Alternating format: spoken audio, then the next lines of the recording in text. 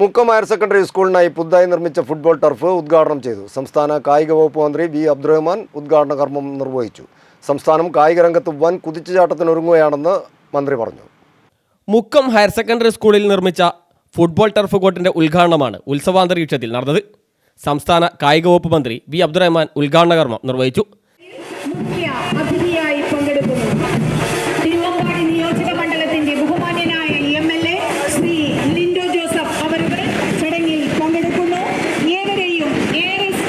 സംസ്ഥാനം കായിക രംഗത്ത് വൻ കുതിച്ചുചാട്ടത്തിനൊരുങ്ങുകയാണ് അദ്ദേഹം പറഞ്ഞു. നിരവധി പദ്ധതികളാണ് സംസ്ഥാനം നടപ്പാക്കാൻ ഉദ്ദേശിക്കുന്നത്. ഇതിന്റെ പ്രവർത്തനങ്ങൾ തുടങ്ങിയതായും മന്ത്രി പറഞ്ഞു. തിരുവനന്തപുരത്ത് നടന്ന അന്താരാഷ്ട്ര കായിക ഉച്ചകോടിയിൽ കേരളത്തിൽ പുതുതായി കായിക രംഗത്ത് പുതിയ നിക്ഷേപം ഓഫർ ലഭിച്ചത് 5000 കോടിക്കാണ്. അതിൽ 1200 കോടി രൂപയുടെ പ്രവർത്തനങ്ങൾ ഇപ്പോൾ നടന്നു വരിക.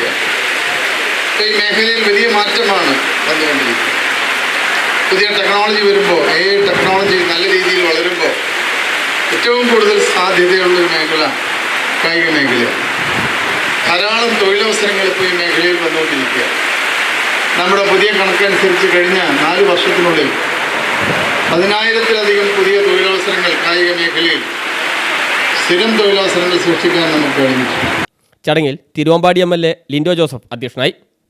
മുൻ ഇന്ത്യൻ ഫുട്ബോൾ താരം IN വിജയൻ മുഖ്യാതിഥിയായി. മുക്കം ഹയർ സെക്കൻഡറി സ്കൂളിൽ ആരംഭിക്കുന്ന സ്പോർട്സ് അക്കാദമിയുടെ ജേഴ്സി പ്രകാശനം നഗരസഭാ ചെയർമാൻ PT ബാബു നിർവഹിച്ചു.